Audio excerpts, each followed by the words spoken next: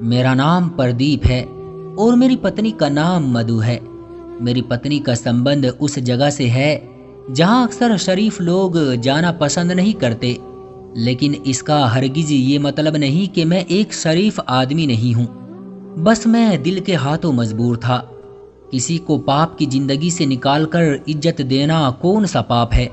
हुआ कुछ यूं था कि एक बार मेरे कुछ दोस्त मुझे जिद करके मुंबई की उन गलियों में ले गए जहां हुस्न ही हुस्न है। हर चौबारे से कोई ना कोई हसीन परी झांक कर अपने आप को देख रही थी और जैसे हर किसी को अदाएं दिखाकर अपनी तरफ खींच रही हो। मैं वहां गया तो अपने दोस्तों के कहने पर ही था, लेकिन जब मधु नाम की एक कोठे पर नाचने वाली मुझे शराब पेश करने आई तो मैं उसे देखकर दंग रह गया। मुझे यूं लगा जैसे आसमान से कोई परी उतर कर आ गई हो। मैं तो उसकी शराबी आंखों में डूब ही गया था। फिर यूं हुआ कि मैं अपने दोस्तों से छुप छुपाकर उस इलाके में जाता रहा। मैं हर रात मधु का डांस देखने जाता था। मैं क्योंकि करोड़पति बाप का इकलौता बेटा था, इसलिए मुझे पैसे की कोई कमी नहीं थी। मैं हर रात मधु पर नोटों की बारिश कर देता था। उस कोठे की मालकिन सविता नाम की एक औरत थी जो मुझसे बहुत प्रभावित हो चुकी थी। एक दिन मैं दोपहर के 2 बजे कोठे पर चला गया और सविता से रिक्वेस्ट की कि मुझे मधु से मिलवा दे। मैंने सविता के सामने नोटों की गड्डी रखी तो वो मुस्कुरा पड़ी। उसने कहा, मैं अभी आपकी मुलाकात मधु से करवा देती हूँ। थोड़ी देर बाद मधु वहां पर आ गई। वो सजी संवरी सीधी सी मेरे दिल में उतर रही थी।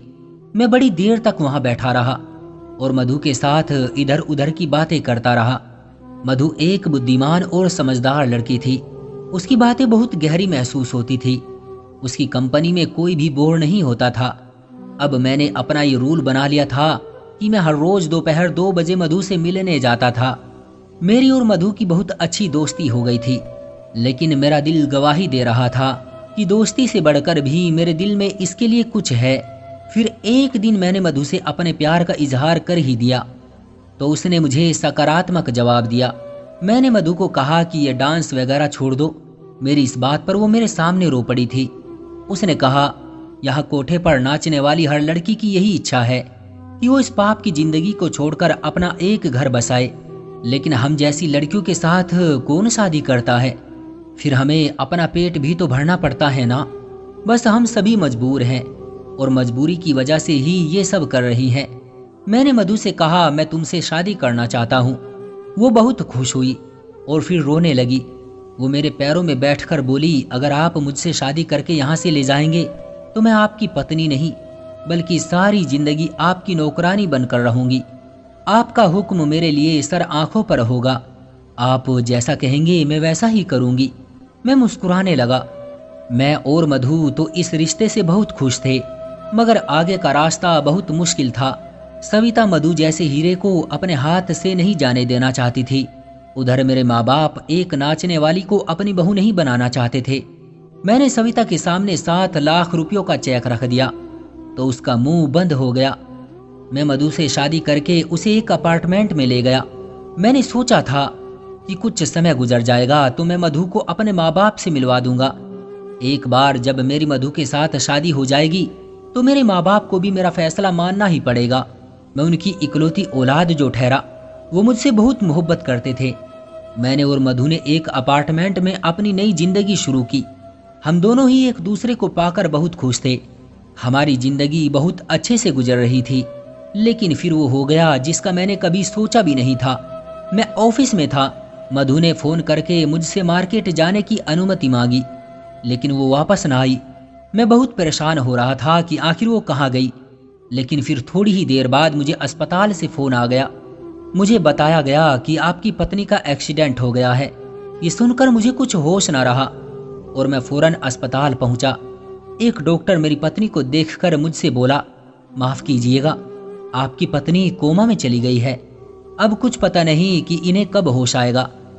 ये सुनकर मैं बहुत रोया। ये सब कुछ इतना अचानक हुआ था कि मुझे संभलने का मौका ही नहीं मिला। मैं अस्पताल की बेंच पर बैठा बहुत देर तक रोता रहा। मेरी खुशियों को तो न जाने किसकी नजर लग गई थी। अभी तो मैंने अपनी नई जिंदगी की शुरुआत की थी, मगर इतना बड़ा दुख जो मुझे अंदर तक तोड़ गया था। मैं सारा दिन रोता रहता था। जब मेरी हालत बेहतर ना हुई तो मैं अपने माँ बाप के पास अपने गांव चला गया। मेरे पिता बहुत बड़े जागीरदार थे। जब मैं गांव वापस गया तो मेरे माँ बाप बहुत खुश हुए। मेरे पापा बोले, शुक्र है तुम आ गए हो बेटा, अब तुम खुद ही संभाल लो ये जमीन। मेरी बूढ़ी हड्डियों में अब इतनी ताकत नहीं रही कि मैं इन जमीनों की रखवाली कर सकूं। मैं अपने पिता के गले लगकर रोने लगा। मैंने अपने माँ बाप को बताया कि मैंने मधु के साथ छुपकर शादी कर ली थी। हमारी शादी को अभी 2 महीने ही गुजरे थे कि उसका एक्सीडेंट हो गया और अब वो कोमा में है। माँ और पिताजी मेरी बात सुनकर बहुत परेशान हो गए। मैंने पापा को अपनी मजबूरी बताई कि मैं मधु को अस्पताल में अकेला नहीं छोड़ सकता। मैंने उनसे मधु की सेहत के लिए भगवान से प्रार्थना करने को कहा और उनसे वादा किया कि जब मधु ठीक हो जाएगी तो मैं गांव वापस आ जाऊंगा। मेरे माँ पिताजी इस बात पर तैयार हो गए और फिर मैं वापस शहर लौट गया। मधु 2 हफ्तों से कोमा में थी। मैं हर दिन अस्पताल की बेंच पर घंटों बैठा रहता, लेकिन मुझे डॉक्टर मधु से मिलने ना देते थे। वो कहते थे कि मरीज के पास हम किसी को भी ज्यादा देर के लिए नहीं छोड़ सकते। डॉक्टर मुझे हर रोज 10 मिनट के लिए मधु के पास जाने देते थे। मैं मधु के पास रहने के लिए डॉक्टर की खुशामद करता रहता। मुझे जैसे ही इजाजत मिलती तो मैं रो रो कर मधु से कहता, मधु तुम ठीक क्यों नहीं होती हो? मधु तुम जल्दी से ठीक हो जाओ, मैं तुम्हारे बगैर नहीं रह सकता। मुझे लगता था जैसे वो मेरी बातें सुन लेगी और वो ठीक हो जाएगी। मैं उसे बस इतना ही कहता रहता था, मधु तुम जल्दी से ठीक हो जाओ। मैंने माँ पिताजी को भी मना लिया है, लेकिन वो ना उठती थी और ना कुछ बोलती थी। आज जब मैं मधु से मिलने गया तो मैंने देखा कि उसने अस्पताल की वर्दी नहीं पहनी हुई थी। मैंने एक नर्स से पूछा कि ऐसा क्यों है, तो बोली मरीज अस्पताल की वर्दी से तंग हो जाता है। अब हम हर रोज आपकी पत्नी के कपड़े चेंज कर दिया करेंगे ताकि ये जल्द ही अपनी जिंदगी की तरफ लौट आए। मुझे इन बातों की कोई समझ नहीं थी, इसलिए मैं खामोशी से वापस लौट आता था। लेकिन अब मैंने नोट किया था कि मधु के कपड़े हर रोज चेंज किए जाते हैं। उसने जो भी कपड़े पहने होते वो बिल्कुल भी आम कपड़े नहीं होते थे, वो सभी बहुत महंगे कपड़े होते थे। ये बात मेरी बिल्कुल भी समझ नहीं आती थी कि अस्पताल वाले अपने पास से कपड़े लेकर उनको सिलवाकर मरीज को पहनाते थे।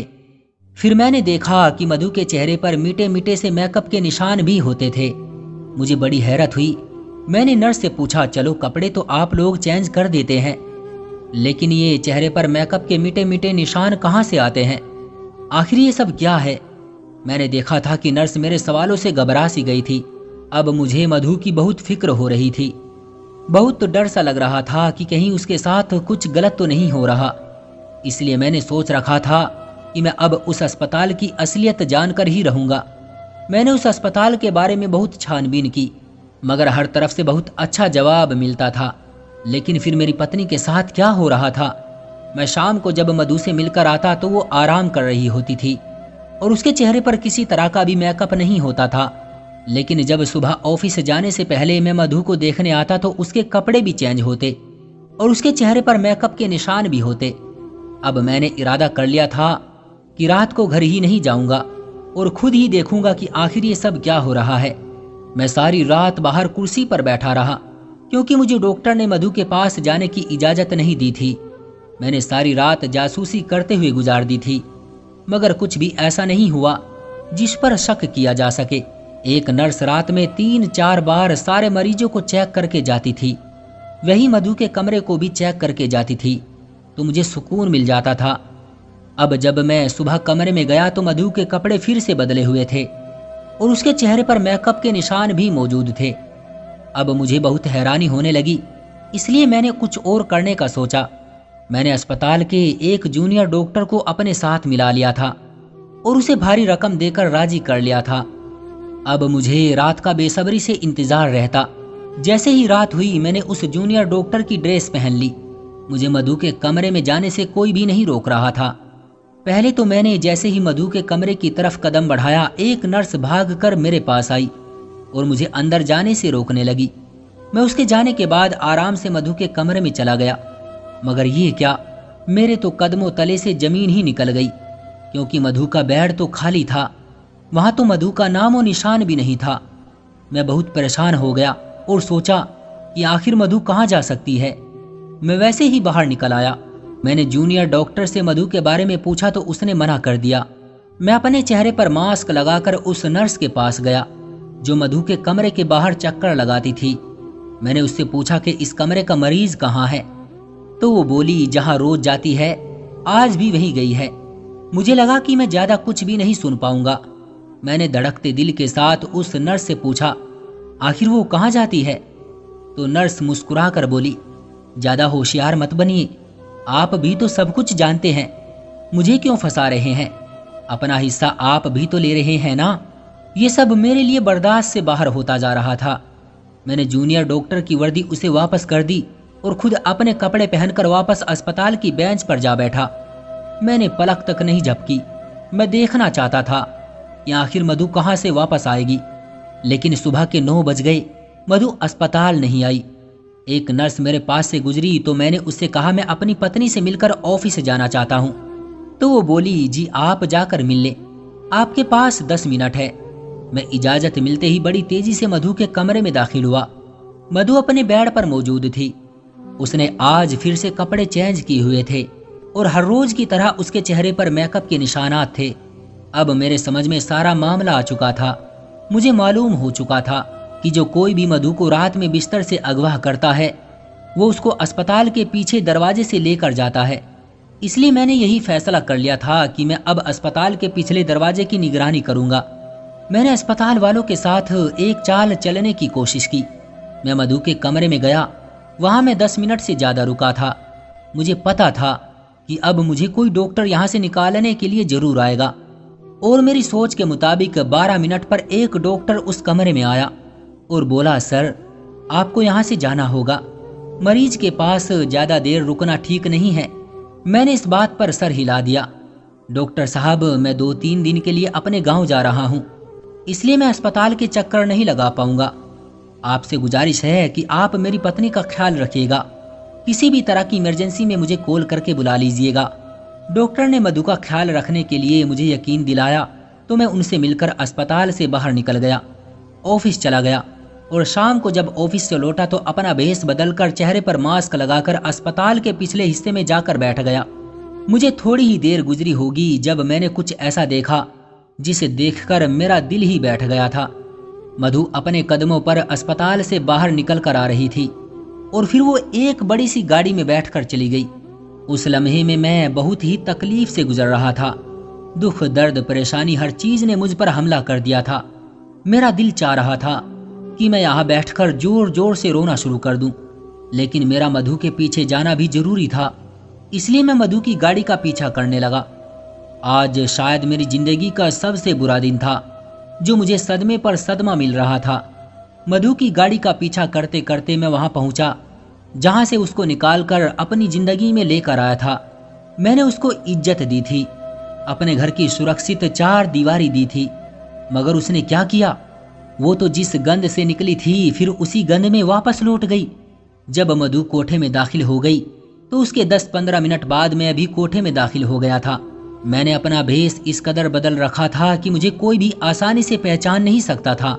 अब हुआ यूं कि जब मैं कोठे में दाखिल हुआ तो मधु नाच रही थी। मेरा दिल चाह रहा था कि मैं अभी उठकर मधु को एक जोरदार थप्पड़ मार दूं, लेकिन मैंने सब्र किया। मैं जानना चाहता था आखिर मधु ये सब क्यों कर रही थी, उसने मुझे धोखा क्यों दिया। अगर उसे नाचने का इतना ही शौक था तो उसने मेरे सामने अच्छाई का ड्रामा क्यों किया था। डांस देर रात तक चलता रहा। सुबह 4 बजे के करीब सभी अपने अपने घरों को वापस जाने लगे, लेकिन मैं वहां से ना उठा। जब हॉल खाली हो गया तो मैं उठकर मधु के सामने खड़ा हो गया। मैंने अपने चेहरे से मास्क हटाया तो मुझे देखकर हैरान हो गई। उसका चेहरा डर के मारे लाल हो चुका था। मेरी आंखों में आंसू आ गए थे।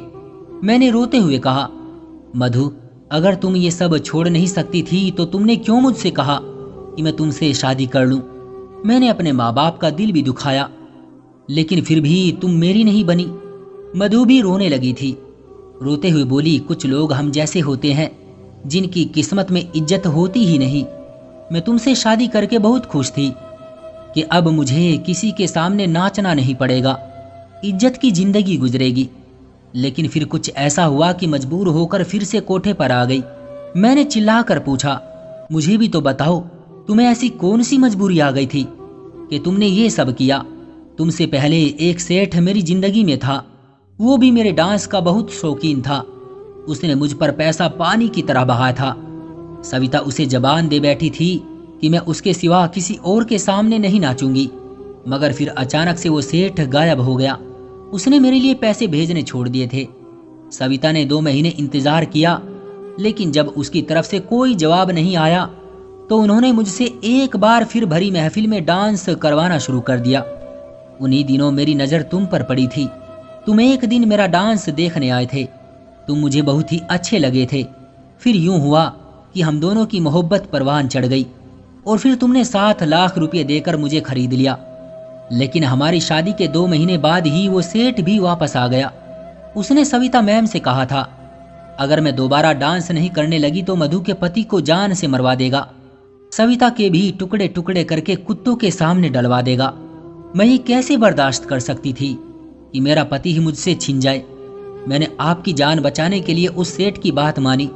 मुझे जैसा कहता गया मैं वैसा ही करती गई। उसने कहा कि मैं आपसे दूर हो जाऊं और हर रात सिर्फ मेरे सामने नाचूं। इसलिए मैंने अपने झूठे एक्सीडेंट का बहाना किया और एक डॉक्टर को अपने साथ मिला लिया। फिर मैंने अस्पताल की नर्सों को भी अपने साथ मिला लिया था। सेठ के कहने पर मैंने फिर से कोठे पर नाचना शुरू कर दिया था ताकि उसका ध्यान तुम्हारी तरफ से हट जाए। मेरे लिए यही काफ़ी था कि तुम हर रोज 10 मिनट के लिए मेरे पास आ जाते थे। मैं तुम्हारा चेहरा देख लेती थी, तुम्हारी खबर मुझ तक पहुंच जाती थी। मैंने मधु से पूछा, तुम बताओ क्या तुम अपनी जिंदगी में खुश हो? तो वो रोती हुई बोली, अब इज्जत की जिंदगी का मजा चख चुकी हूँ और अब मुझे ये मजबूरी की जिंदगी अच्छी नहीं लगती।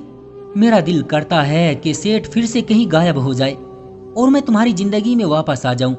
मैंने मधु के हाथ पकड़कर कहा कि मेरी एक बात तुम याद रखना, बाहर के लोग उस इंसान को ही तोड़ने में कामयाब होते हैं जो अपने घर वालों से बातें छुपाते हैं। अगर तुम सेठ वाली बात मुझे पहले बता देती तो मैं उसका कोई ना कोई हल निकाल लेता और तुम्हें भी इतनी परेशानी ना उठानी पड़ती। मैंने मधु को तसल्ली दी, उस सेठ के खिलाफ FIR दर्ज करवाई और फिर उसे पुलिस उठाकर ले गई। अब मैं अपने वादे के मुताबिक गांव वापस आ गया था। मेरे माँ बाप ने भी खुले दिल से मधु को बहू स्वीकार कर लिया था। मेरे माँ बाप ने भी खुले दिल से मधु को बहू स्वीकार कर ली थी और मधु ने गांव के माहौल को अपना लिया था। इस तरह मधु और मेरी जिंदगी एक बार फिर से सही रास्ते पर आ गई थी। तो दोस्तों, ये थी हमारी आज की कहानी। आपका क्या कहना है इस कहानी के बारे में? कमेंट करके हमें जरूर बताएं। वीडियो को लाइक कर दीजिए और इसी तरह की कहानियां लगातार देखने के लिए चैनल को सब्सक्राइब करके घंटी को दबाकर ऑल पर सेट कर लीजिए ताकि आने वाली वीडियो का नोटिफिकेशन आपके पास तुरंत पहुंचे। मैं मिलता हूं आपसे अगली वीडियो में, तब तक के लिए धन्यवाद।